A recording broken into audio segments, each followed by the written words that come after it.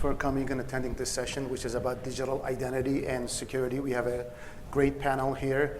Just a brief overview of the session. When Identity Management Institute was founded in 2007, the primary focus was identity theft. And over the years, digital identity has evolved to play a major role in cybersecurity.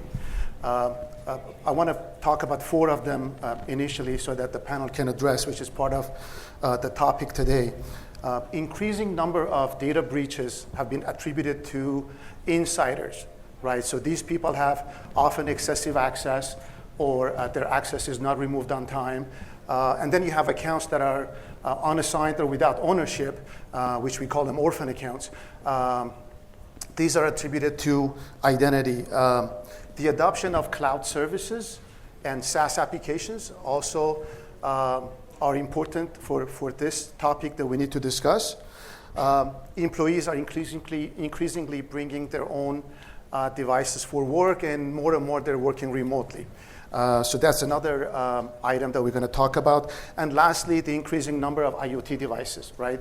There's going to be 75 billion by 2025. And these devices share information. They are interconnected, so there is security and privacy concerns with IoT devices. So I'm going to let our panel members to introduce themselves, and then we'll get started with the questions. Ashish, you want first? Hi, my name is Ashish Jain. I lead product and engineering for eBay Identity. And we have about 180 million active users. And my team is responsible for all of their registration, authentication, account management, fraud detection, API security, and a bunch of other things. And prior to joining eBay, I was with VMware for about 7 years, where I led the product for where we combine identity management and device management into a single offering. In fact, Dan was my customers. And I have had the pleasure of being both on the enterprise side and the consumer side of identity. So I'm happy to share some of those learnings. Jason? Hi, I'm Jason Elrod. I am the Executive Director of Cybersecurity and Investigations for Sutter Health.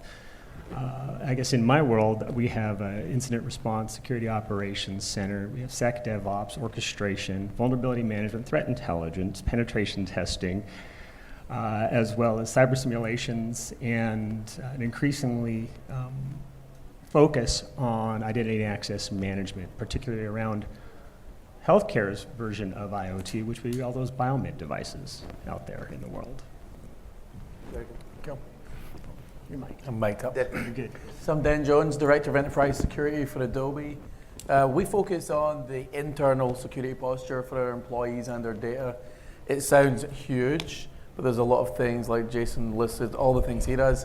I don't do nearly half of that. So, but we are that catch-all team that if it's anything to do with an employee in that security posture, then default it'll land in my lap and we'll deal with it. But we do cover services, like all the identity management services within Adobe, and that includes driving our zero trust initiatives and things like that.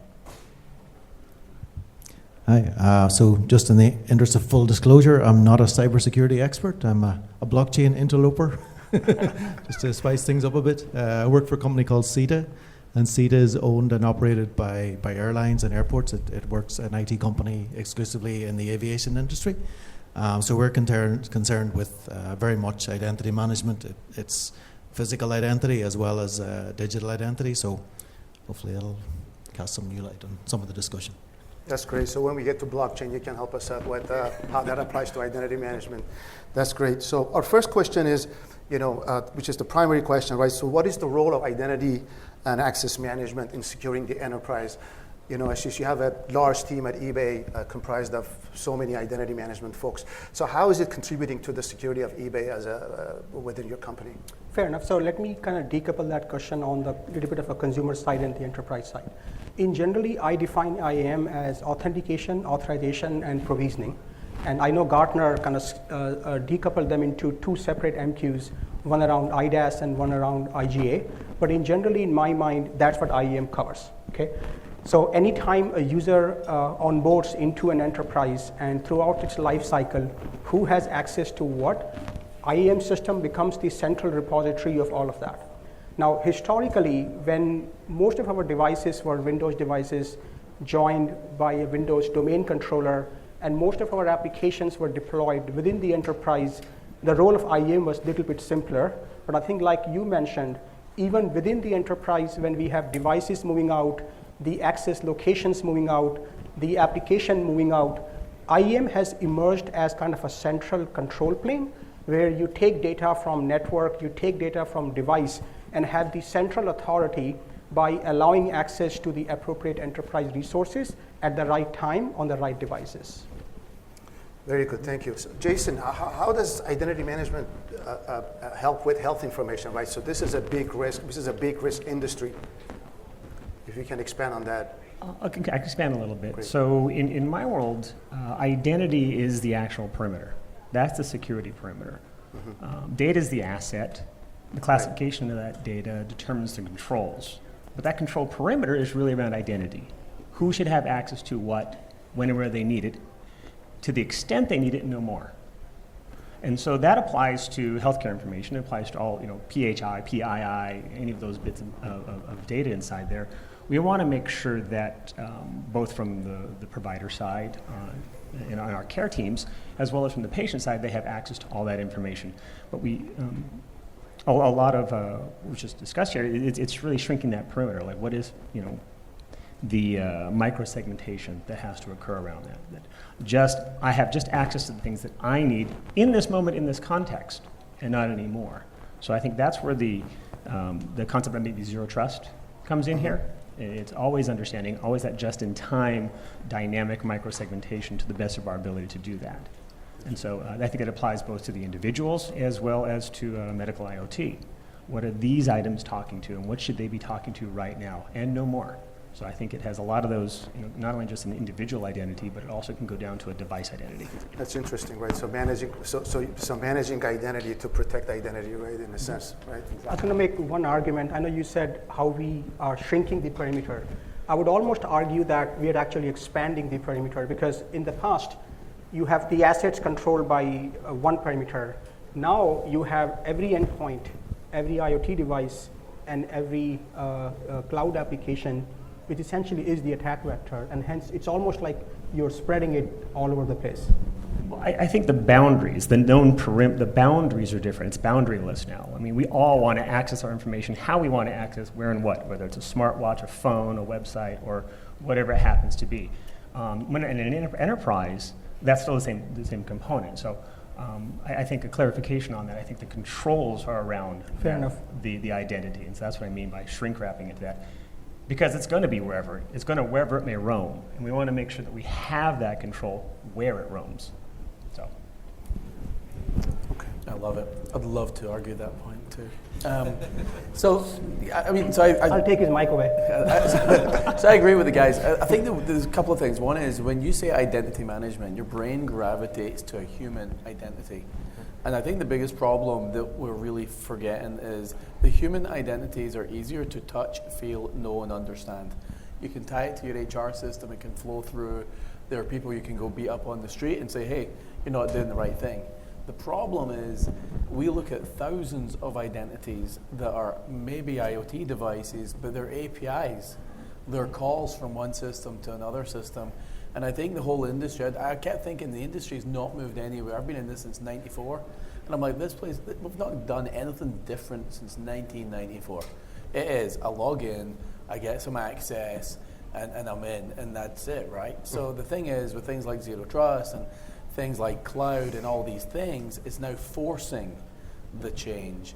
And I think the other thing on the perimeter, I'm like, there was a perimeter once. Like 20 years ago, there was. Not now. I've argued with anyone I'll find in Adobe that says my stuff's safe because I'm in the network. I'm like, holy shit, man, you're safer in your house. Your house is less of an attack target than companies like the ones that we work for. We are like high value targets that everyone wants to get inside. So the reality is there is no perimeter. So kind of what you're saying, right, is the perimeter boundary moving towards the application, towards the data? Absolutely. But I think anyone that thinks the perimeter, that term in your brain, gravitates back to in your corporate, in your firewall, and you're good.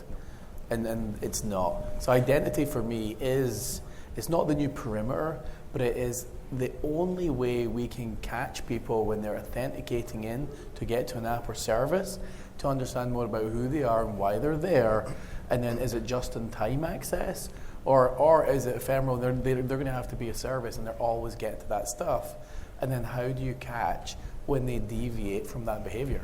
Yeah, I mentioned in my introduction that cloud services and SaaS applications are expanding the networks beyond the traditional boundaries that we used to deal with. So now you have multiple access points to attack versus when we used to worry just about one. So Barry, I know you're not a cybersecurity guy, you just mentioned. So Still talk about identity. absolutely. So the technical aspect of it, like you mentioned, blockchain. How can that be applied to identity management? Traditionally, in the airline industry, this is your identity. It's a bit of paper, and not just for passengers, but also for staff. It's like swipe cards, or a pilot actually carries around lots of bits of paper to say, this is who I am, this is my training record, this is my medical fitness reports. Or everybody is basically traditionally bits of paper, and moving that to the digital world hasn't really happened. Because they haven't found anything that's just as secure and as something that, we might laugh about this being a bit of paper, but at least I have control over this bit of paper. I decide who I show it to, I decide who I give it to. If we were to think to put all our identities and our biometrics on just one big global database, it's not going to happen, it's not going to be acceptable. It's too decentralized an industry. Governments don't trust each other, airlines don't trust each other. It's not going to happen. So we're investigating some new technologies called self-sovereign identity, which is a blockchain-based identity system, whereby there's kind of well-known issuers like maybe the state of California, or the Irish government, or a particular airline who will issue certain credentials that you can hold in your secure wallet, and then those credentials can be backed by a public blockchain. And it's not that your details are stored in the public blockchain, but just proofs. It uses technology called zero-knowledge proofs, which I'm not going to attempt to explain. But to back your online credentials, it's still very, very early days, and certainly adoption is a long way away. But that's the kind of technologies we're investigating. To kind of provide some kind of digital identity that gives you, the same kind of portability and security, and minimizing the attack vectors. Even in the airline industry, traditionally a lot of network traffic, and we're talking about identifying services as well. A lot of that traffic has gone over like private lines traditionally, and it's kind of, obscure technology. It's kind of security by obscurity. But as more and more airlines and businesses move into, the internet and cloud-based solutions, those don't work anymore, and we face exactly the same issues that you guys are talking about. So. Thank you. So we talked about insider threats, right? So 74% of the data breaches are caused by insiders, whether intentional or by accident or human error. So which brings us to the concept of zero trust. So I want to ask you guys, if you want to explain what, in your mind, what zero trust is and how that architecture can be applied to cybersecurity. Sure, absolutely. So zero trust is an architecture which enables access without the assumption that you are behind the firewall. So if your application is deployed on an open network, how would you define the architecture of your access control? That essentially is what zero trust entails. And if you think about it, security is not based on trust. Security is based on lack of trust. And then zero trust essentially assumes that never trust and always verify. And how would you essentially develop the architecture to support that? I think we mentioned earlier then that the essential use case has not changed in 20 years. The use case has been, how do you give secure access to a user, to an enterprise resource, an application or a data from a device? Now, the variables around who a user is potentially continues to change. Even in the enterprise world, such as employee, partner, contractor, consumer, the device has continued to change based on the device type, like iOS, Android, or Win 10, or based on the ownership type, BYOD or corporate issued. And the application type has continued to change whether it is iOS and Windows and Android, it is web or native, it is deployed in the cloud or on-prem or hybrid. So the idea behind this is that can you put together an architecture without the assumption so that the control point, like we mentioned earlier, are within the endpoint, whichever that is, whatever device that is, and the control points are within the application, and that essentially is where the zero trust comes in. And that eventually means that you have better authentication for the end user, you have better device compliant and health, you have micro-segmentation so that you do not allow for lateral movement, and then you have least privileged access control on the applications so that it's not like you get into the VPN once and then you have access to everyone. That's good. Jason, is monitoring big part of your zero trust architecture? Monitoring activities, user activities? This is still, there you go. Yeah, you're good.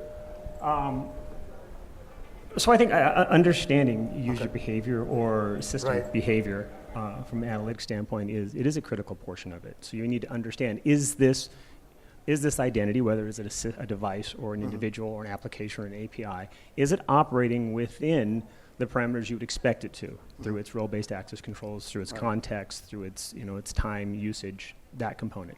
So it is essential to understanding that from the standpoint of understanding the variances in it. And it's those variances where you want to say, okay, well, this is a known variance, or is this a cybersecurity event? Is this some evidence of malfeasance, whether it's accidental bug or an actual threat actor doing that? So I think it's a core component. One of the pieces mentioned here was the zero trust and implementing it to stop lateral movement within an organization. And I think that's really, really important, because in a zero trust environment, it's no longer if you're behind the perimeter, the sort of the crustacean security of my enterprise firewall, that then I'm automatically trusted. No, it's per context. Am I trusted in this context right now? So if I as an individual am phished and somebody gets my credential and then they can go into a system, it doesn't automatically become a lateral movement extinction level event, an LE of some sort that hits across. But then at the very next moment, because you're talking about continuous authentication, continuous auditing and monitoring of the context of usage, it then stops that or minimizes it, and that's back to that micro-segmentation. Okay, that one thing might have been compromised, but now we notice it. And you're not going to get that next automatic trust internal to the network that could cause a wildfire in the network. So it wouldn't be a talk without zero trust, I guess. It's like the buzzword of 2019. And I think there's 4 panelists, and you're going to hear 4 different, maybe similar, but still different thoughts on zero trust. So we've published our white paper. You can Google Adobe Zen, and you'll find out, or zero trust, and you'll find out what we've published. We had a talk yesterday. But I think to elaborate on what the guys are saying, it is an architecture, it could be principles, it is achievable. And we're a year into our program of Zero Trust, and we've deployed it across the company. To the logging perspective, we set up a security intelligence team to look for anomalous behavior for authentications. We use certificates instead of usernames and passwords. We don't use VPN for our users to access internal apps or the top 30 internal apps. We use second factor for all the stuff. And then, as Ashish was saying, we worked with VMware and Okta to connect the dots and make it work. That was very painful. But they then announced a product together and a partnership, and it was glorious. So the reality is, it's achievable.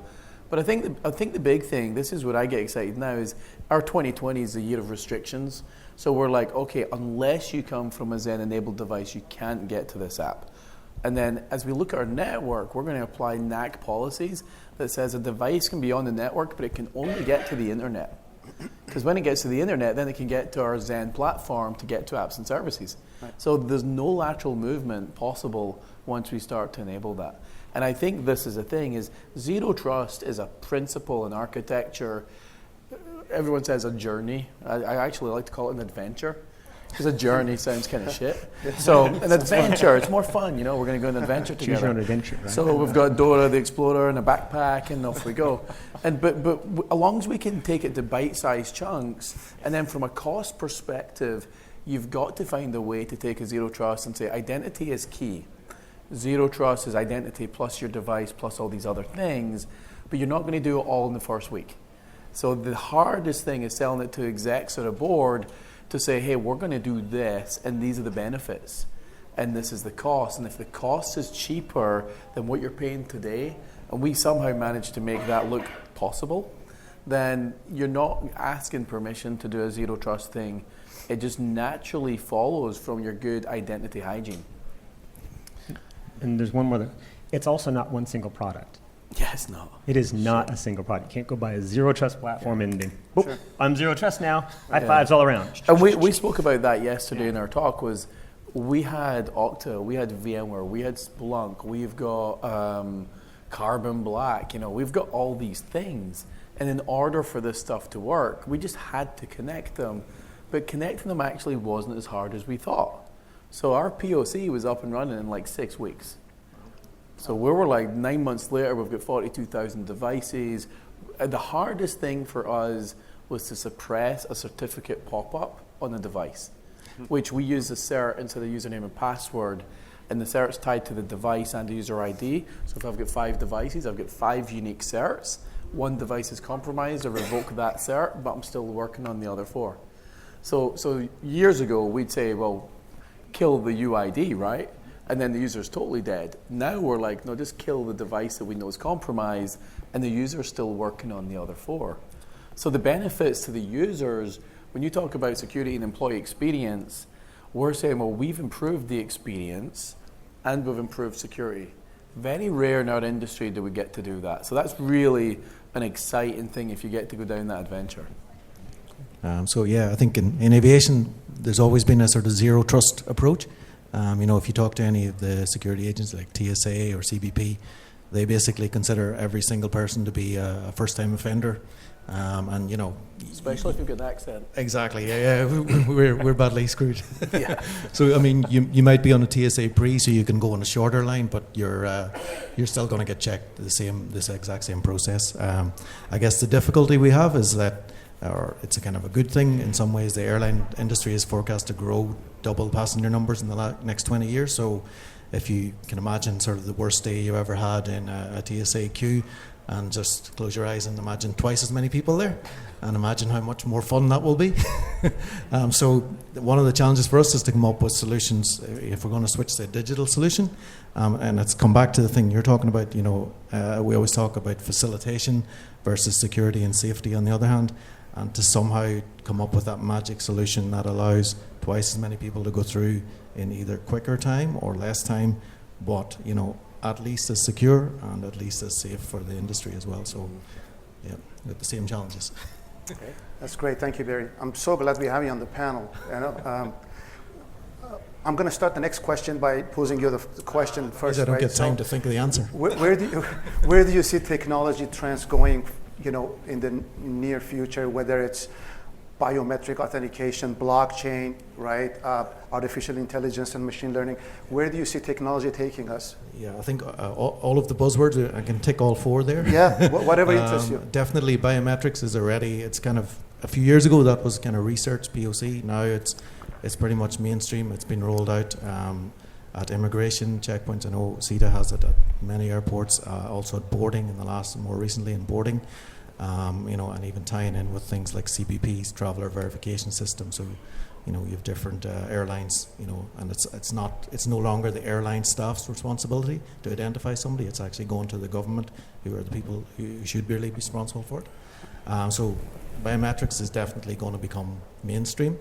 The blockchain, definitely, I think it's going to be used widely across the industry, but I think around identity management, that self-sovereign idea, that sort of backing, that kind of the verifiable proof that this person or the person that held this key on this date issued a verifiable credential to say, you are who you say you are, or you have this particular possibility. I think things like the machine learning stuff, that's probably a little bit further down the road, looking at things like monitoring video feeds and stuff and trying to identify certain patterns of behavior, because really in an airport 99% plus of people are just ordinary people going about their business, but really what you want to do is kind of get those people through as quickly and peacefully as you can, and sort of zoom in on the less than 1% who are, doing something they shouldn't be. Yeah. So, I mean, blockchain is still new, right? So, but when we heard about blockchain in the cybersecurity industry, we got really excited until it got hacked, right? So now, I mean, we don't have as much confidence in blockchain. Blockchain is not magic. Yeah. And we built systems with blockchain around sharing flight information and looking at supply chains in the aviation business. If you want to secure a blockchain-based system, you have all the exact same problems you have with any complex distributed system. Plus, because it's now decentralized against multiple organizations, the organization on that consortium with the weakest security, that's the standard of the entire blockchain. So there are some undoubted benefits, especially that sort of, I can verify this happened in this order. That's some positives from blockchain, but there's certainly, it's not a magic bullet, and you need to approach it exact same way as you would any complex system. Yeah, thanks, Barry. Hey, Dan, you want to expand on the emerging technology? Yeah, biometrics. It's not emerging. So if you jump on the Google and you Google Novell Compact PS2 fingerprint reader, you'll find in 1996 this technology existed. And ever since the 90s, you could do door readers and other readers and retina scanner. This is not new. What is new is the consumerization of using a fingerprint for your mobile device that Apple and Google and all these guys have delivered has made it more accessible and acceptable in an enterprise. So anytime I've tried to do things like biometrics in the past, security, privacy, and all these teams will get excited and go, that's bad stuff. All of a sudden they turn up with their iPhone and they're logging in and we're like, well, how's it bad here but not bad over there, right? I'm confused. So I don't think it's emerging, but I think it's becoming more mainstream within enterprises. And I think that's really exciting, especially if you kind of look at some of the big players, Windows Hello and stuff like that, where it takes the friction away. So I think that's good. Blockchain, I knew nothing about blockchain really until I got this talk and it said blockchain. And I'm like, well, who the hell's doing this shit? So, but I started to do some research, and I realized within an enterprise, it's very hard for an enterprise to think of this right now. It's easier for the industries outside to think of it but the reality is if there is a distributed blockchain database concept where you've got my identity and I go from Adobe and I go to another company, I just bring my identity. They onboard that identity, they don't create a new one. So, because really what you're trying to do is you're trying to give access to an employee or an identity. So if you're using blockchain and it's externally accessible and you can, because federation 20 years ago was a concept in the IAM space and no one really got their head around it. This is a kind of newer version of that. But I think what's going to take is industries like the airline industries and other industries that says this will be really advantageous for us to deploy. Then you'll see companies like us internally saying, wait a minute, I could take advantage of that and it will save me a ton of money. From a risk perspective, I don't think the risk is a lot different to an enterprise if you're using blockchain or not. Because the reality is I'm logging into my Gmail account with my username and password today anyway. A bad person can still get on my machine, they could still attack me, they can still scrape all the creds. So the reality from a risk perspective is I think the risks are very similar. They'll change slightly, but not drastically. Yeah, thank you. I'm personally a big fan of artificial intelligence and machine learning for cybersecurity, especially when it comes to attack prevention and detection. Jason, you have any personal idea or opinion about artificial intelligence and about AI and ML? I don't know how much time we got. Well, 2 minutes. More than enough. More than enough. Okay, so I'll cut to the chase. I think a lot of people, AI has a lot of different definitions depending you're talking to, whether it's an expert system, machine learning, deep learning. So there's a lot of ways you can slice that pie. So when you look at AI, you really have to know what the context of that is. I think historically and probably currently a lot of times AI in the cybersecurity space is seen as an assistive technology. How can it make my job easier? How can it take away some of the mundane? But I think we're actually going to a space very soon where it's going to be required to be proactive about it, because the concepts around automated fuzzing and automated zero-day discovery and automated zero-day exploitation is out there. I mean, I don't know if you guys followed the Grand Cyber Challenge from DARPA a couple years ago. The systems themselves were all involved in doing that. So I think we, from a defender standpoint, need to start looking at artificial intelligence in that aspect, not just as an assistive, but as parity with what we're going to be experiencing out there from an attacker standpoint, from a defensive standpoint. How can we automatically or proactively find 0 days within our organization and patch those at a rate and pace and scale that an AI attacker may get to? I think that's probably in the next 5 years. Yeah. I think it's going to be an essential component. Yeah, thank you. Ashish, I don't know if we left any other emerging technology for you to talk about, but you can summarize everything. Yeah, I like when you start from there because I get time to think. So I think you mentioned 3 technologies, biometrics, ML/AI, and blockchain. So in my mind, if I think about the adoption and maturity, I will almost sequence them that way, which is biometric. I feel like it's here. It's been here for a long time. It is widely adopted. And if you follow where FIDO is, let me ask you actually, how many people know what FIDO is? Okay, so if you haven't paid attention to FIDO, it's FIDO, and it's a consortium which was essentially put together by a bunch of financial institutions, OS manufacturers, and browsers. And the idea behind this is that now you have a handshake in between the app, the browser, and the OS, so that you can detect if this browser and this OS supports biometric authentication and local auth. So in terms of making the mass adoption and making this technology simpler for any web-based access, this is a foundational change. In fact, at eBay, and we are very cautious when it comes to launching new products because our customer base is so diversified. We launched on Chrome and on Android that when you log into eBay, we can detect your device and we can challenge you for biometric. So in my mind, if you are not looking into using that, you should push your vendors because that technology is here now and you should be looking at it. In my mind, the second is where we are with ML and AI. We mentioned earlier that zero trust is not a product, it is a combination of a product or an architecture. And you have vendors including the IDaaS vendors, EMM vendors, MTD vendors, EPP, EDR vendors, firewall network vendors. All of those vendors are creating a bunch of logs and data based on the access, and ML models allows us to take all of that data, combine them, and then run models to detect if there's any suspicious behavior. Now, we could not do that before. We have all the tools. So if you are already in your journey of zero trust, when you have done the basic pieces, you have static policies, taking into account all of those vendors, the next logical step is to become more proactive and detect for that behavior. The third one, I think from a blockchain, I think in the enterprise-wide, there may be less applicability today, but I think you mentioned around SSI and decentralized identity. From an eBay perspective, it has huge value, right? If you think about it, if I ask you that, prove that you are over 18 on the internet, that is a very, very hard problem. Anytime a new seller comes onto eBay, we have to do a KYC, which is tell me you are a real person.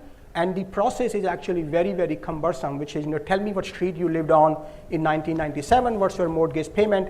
And every time you interact with any institution on the internet which requires KYC, you have to go through the same process over and over again because there is no concept of a portable, verifiable, identified claims.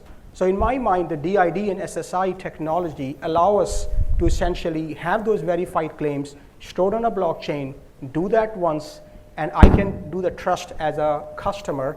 And I think this is where I am looking forward to digitizing the driver's license. I think the state of Ohio introduced last week, Colorado introduced 2 days ago. I'm pretty sure California would be the last, given we are the Silicon Valley hub. But I'm actually looking forward to the fact that I can prove I'm over 18 more easily on the internet. Very good. You mentioned KYC, know your customer and customer identification program. As a last question, right, can you think of a real case, whether by industry or company, where we've tried to tackle the issue with the real case, or somehow we should do it, maybe for compliance purposes? So I believe that historically, for these to happen, there has to be business reasons and there has to be technological reasons, right? Every bank that you open an account, they have to do a KYC. Whenever you open an account, you apply for a bank loan. Anytime you go to a marketplace, you have to do that. But we all worked in silos, and there was not really any standard for us to be able to share that information. Since the coming up of the DID type concept and building on top of the OpenID Connect protocols, I've had at least 10 conversations within the past 2 months with literally every bank that why don't we all get together, do the KYC once for a customer, and either have a credit bureau like MasterCard where you verify once and then you apply anywhere. And then the people in that consortium includes the bank, includes marketplaces, includes some of the enterprise vendors like Workday, includes some of the security vendors like Clara Technologies in the airline industry. So I believe that we are not there yet, but I believe that we are having the right foundations where I can have claims from a driver's license, from my HERDS rewards number, from my mortgage balance, from my age, and I'm able to assert them on an on-demand basis with the user in control, privacy sensitive, wherever I need it, as compared to trying to do that every single time. So I think that's the future I look for in the next year or so. Very good, thank you. Jason, you want to expand on that based on maybe HIPAA compliance that relates to your industry and Well, I was thinking high trust? about it, not necessarily HIPAA or high trust, but the idea of positive identity assurance. Okay. When somebody comes into one of our emergency departments, Sure. an ED. So medical identity theft as a means to combat that. So medical identity theft, outside of like just regular identity theft, which is tragic from a financial standpoint, medical identity theft can kill. Because Sure. if my medical ID has been compromised and I am in an accident and I show up and there are 6 versions of Jason Elrod in the system, because 6 different people, and those have 4 different blood types and 3 different types of allergies now, because it's confounded because of that theft, because of that corruption of the true data source. I think if we could get to a spot where we have that external assurance of identity, it would be huge. It would be huge, and this is where some of the blockchain stuff comes in. What are the changes that have happened to my medical record externally? Not necessarily the medical data, but were these affirmed changes? Did I know this? Did this happen? So it's the combination of attacking identity theft and positive assurance when somebody enters into the healthcare environment. I think it would be huge. Yeah, I think absolutely. it would be huge. I It'd save agree. lives. Yeah, literally. absolutely. Yeah, I agree. Then? Well, I was just trying not to die if you steal my identity for that kind of stuff. Got you covered, man. Yeah, I Good. mean, so, well, I was going to go back to an earlier point because we talk about machine learning and stuff. We spent a lot of time building up a security intelligence team, and really the startling thing for me is if you look at the amount of data you have in your organization that is around identities and access and how applications are accessed and how much data someone will download from an application and all of that information, it's surprising to me how untouched that information goes until you have an incident and then you look at it. So when we were building our SecIntel team, it was well, wait a minute, I truly believe if you access all this information and someone it's their day job, with 4 people, their day job was to start to connect data, start to crunch through the data and look for anomalous behaviors. Now we've got a bunch of security vendor technologies, but for some reason this team could start to find first factor compromise like every day. Sure. Now because 2,000 of our apps need multi-factor, the people were not necessarily getting beyond that, but we were starting to pick it up, and then we even picked up behavior where the VP of who gives a crap even hit yes, it's me on their second factor, even though they didn't instigate the request, right? So we're like, holy shit, that's crazy. And then we worked with Okta because we're like, well, this is obviously confusing to an executive. You need these execs to be able to push the right button. It's really hard for them, I'm guessing. So the machine learning piece of this, I think it's really an untapped piece in our industry, which is we have huge amounts of data that we're not paying attention to until it's an incident. And I would love to see the industry just kind of pivot. And there's lots of startups out there that claim to do this. The problem is if we took open source libraries We built our own thing. The number of people we needed to do it was actually incrementally one more headcount than if we bought an off-the-shelf product for $1 million. So from a cost perspective, the ability for us to play around and do that internally was a lot more exciting, and we actually made some good results. So it's, for me, machine learning, I don't know so much about AI, but machine learning, we've not even got close to scratching that surface from an industry perspective. Barry, you want to? Yeah, sure. So one of the longer term things one of the longer term projects we have in mind to kind of put a lot of these things together is around, you know, when you arrive somewhere domestic. I mean, departure, you get all your security checks, but when you arrive domestically, it's pretty straightforward. You walk off the plane and you're home.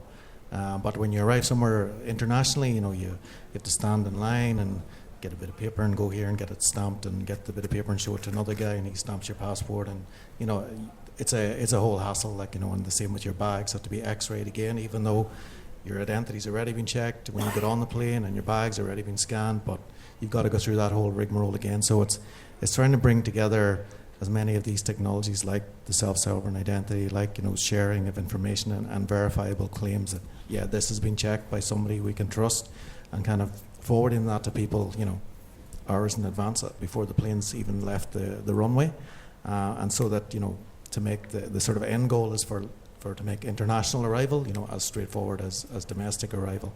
But, you know, but like I say, it's not just a technical problem that has to be solved. We're pretty sure all the technical ingredients are there, and we can put them together with a bit of effort. But, you know, it's really about getting the whole industry and all the community of the industry, all the various parties, to kind of get on board. And obviously there's a whole pile of regulatory framework there in aviation that has to be kind of joined up as well, you know, because, you know, it's not just a simple case of bundling a bunch of technology together and see that it works. Yeah, it might work, but you've got to convince a lot of people, and that's, I think, the more challenging bit.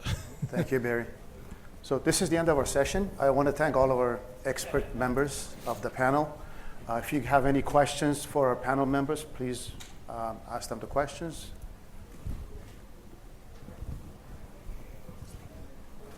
Still awake? Okay, I have a question. Nailed it, I right? have a question on, especially on the biometric side for identity. You can come up and ask the question. So on the biometric side, as you know, there has been quite a lot of adoption, and I think Barry, you mentioned about in the aviation sector also some airlines have gotten into it pretty heavily.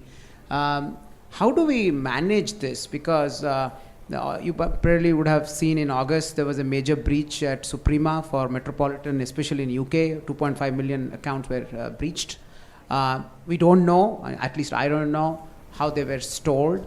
The big question is, when thing is out in the marketplace, if it is not hashed and not stored, where it cannot be reverse engineered, how do we keep a control? And especially from a CETA angle, you would be obviously talking to all the airlines. Yeah. This is becoming very quickly into the market, mainstream. Yeah. So I think the first generation of this, or the first attempt, to most of the things that are out there, they would store the biometrics only for a limited time window, like day of travel, basically, because once you're on the plane and safely gone, we don't need that information anymore. So it's stored, it's encrypted, obviously, and secured, but stored temporarily. But I think the next generation is really not to store it at all.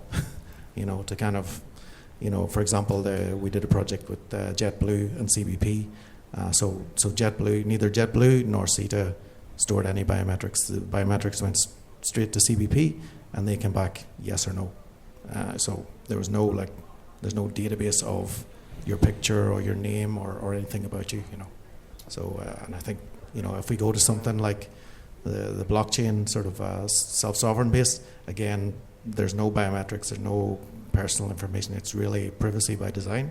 It's, you know, it's hashes and you know, signatures and dates that kind of verify that your credentials are verified, you know. So I think the way we have implemented it, and the recommendation is that we use biometric to essentially do local authentication. You go to ebay.com, you get challenged, you unlock locally, and you share the private key pair with eBay and the private key never leaves the device. So within the protocol, there is not really any concept of using biometric as a shared secret. The only idea behind biometric is the liveness of the person at the time on the device, and the biometric is only stored on the device and never on the server. So there is, biometric is not still like a magic bullet. There are other challenges with biometric. If for some reason you get hacked, you can't reset a biometric, you can't change your fingerprint as compared to changing your password. So there are other challenges, but having said that, there are some very valid scenarios where you can use biometric into a very safe fashion. But I agree with you that as a user, when you are signing up into biometric, you actually do not know whether it is for local auth or whether or not it is being stored in the server somewhere else, and you are at a huge risk. Thank you. Any more questions?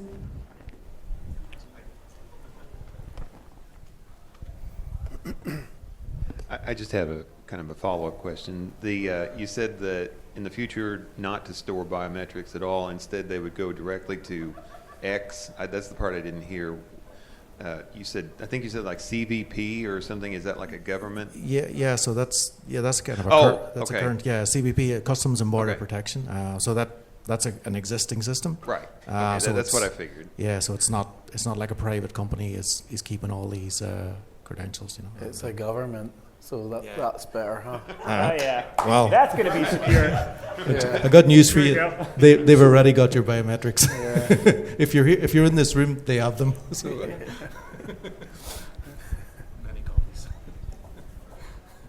Any other questions? All right. Thank you very much. This was an exciting panel. We learned a lot. I am sure you guys really give them a big round of applause, please. Thank you. Thank you, everyone.